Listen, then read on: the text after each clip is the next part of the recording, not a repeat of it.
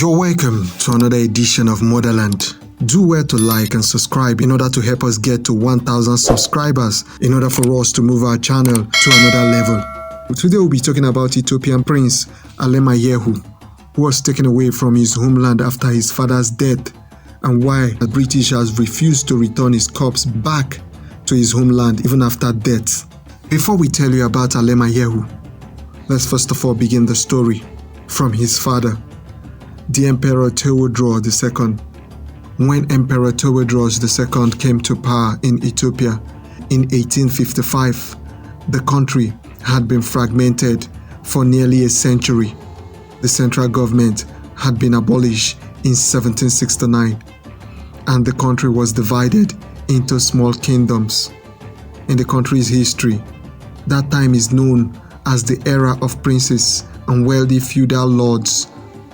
With an army he assembled, Theodore conquered and unified and reunified the splittered country. He took land from the princes and gave it to ordinary people. He paid his professional soldiers so they would not have to plunder to survive. He tried to abolish slavery and build a system of educated, salaried judges and governors. He attempted to organize his country around his government instead of around the church. He even tried to tax the church. But Theodore proved to be a far better military man than a ruler, and in the end, his irrational behavior and vindictiveness were his downfall. Let's give you his full story. He was born Kasahelu about 1820. Although he was not a noble by birth, he was the son of a chief. Some years after his father died, he became an outlaw for a time. He proved to be skillful with horses and spears, with a particular gift for military strategy, and he gradually established himself as a leader. In 1853, he gained fame by defeating a large military force led by 4 regional commanders. 2 years after that, he was crowned emperor. Theodore wanted his military to be modern and well armed, and he began recruiting Westerners to help him with weapons.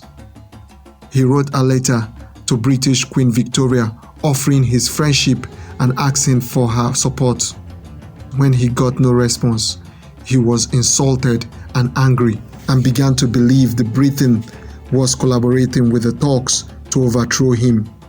In 1864, he took his revenge by arresting a British official and missionaries from Europe. He threw them in prison, where they remained for years. He was no diplomat.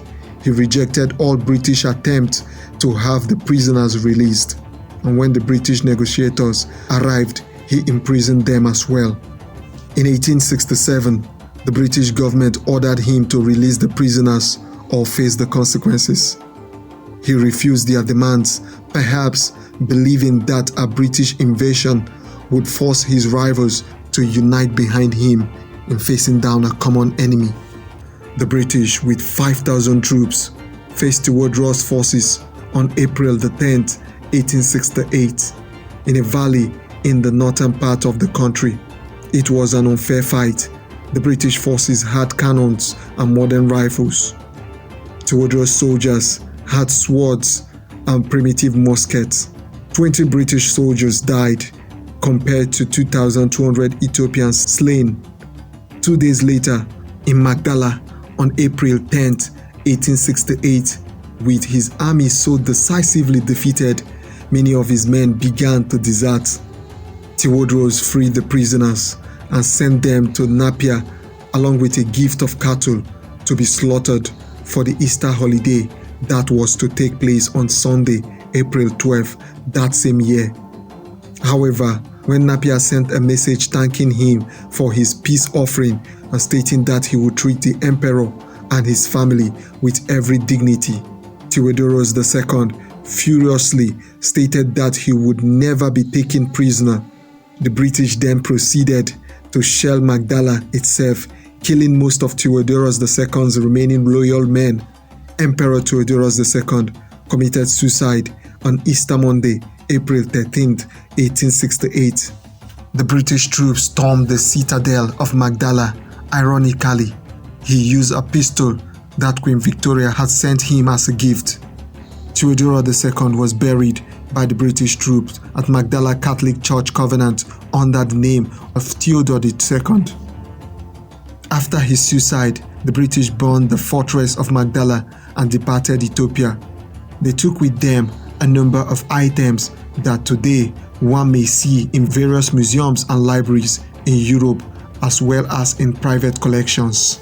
Objects taken after the Battle of Magdala, which include a gold crown with intricate filigree work, a royal wedding dress, and hundreds of illuminated manuscripts, including 6 which are kept in the Queen's personal library at Windsor.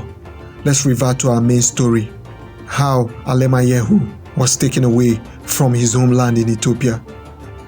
After the sacking of Magdala, a British officer, Speedy, took Prince Alemayehu to Britain.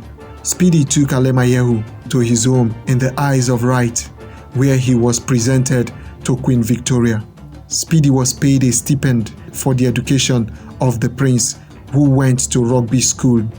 At the school, he suffered racism. He had to sleep on the floor at one point. He was then taken away from all of his family and then told he had to build a relationship with his men, and he was taken away on a foray to India. Ethiopians revered Prince Alemayehu as a young prisoner of war.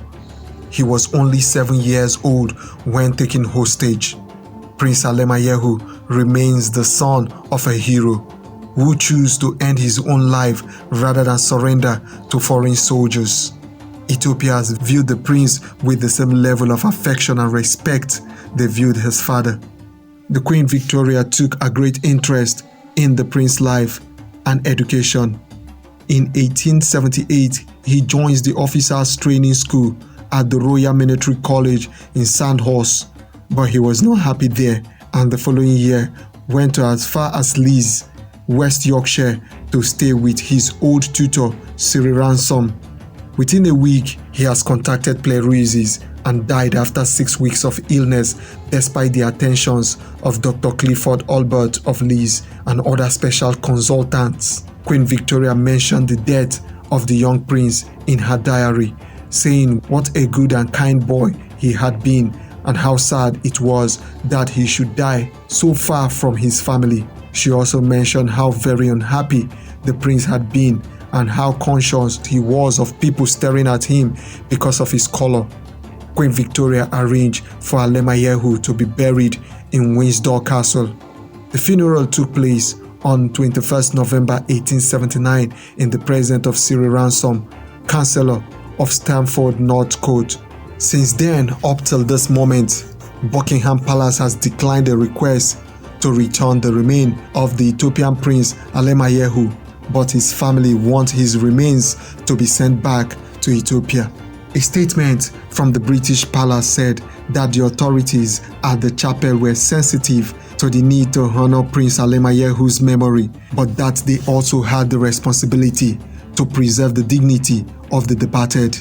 It also said that in the past, the royal household had accommodated requests from Ethiopia's delegation to visit the chapel, and up till now, no official statement has been given as to when the body of Prince Alemayehu will be exhumed and sent back to his people in Ethiopia. Well, this is where we stop on today's edition of Motherland. But do well to like and subscribe in order to help us get to 1,000 subscribers, which is our target for now. Until we meet again, when we'll have over 1 hour video to give you on MKO Abiola. It will be a special dedication to the life and time of MKO Abiola as we look forward to his remembrance and of course the annual June 12 election.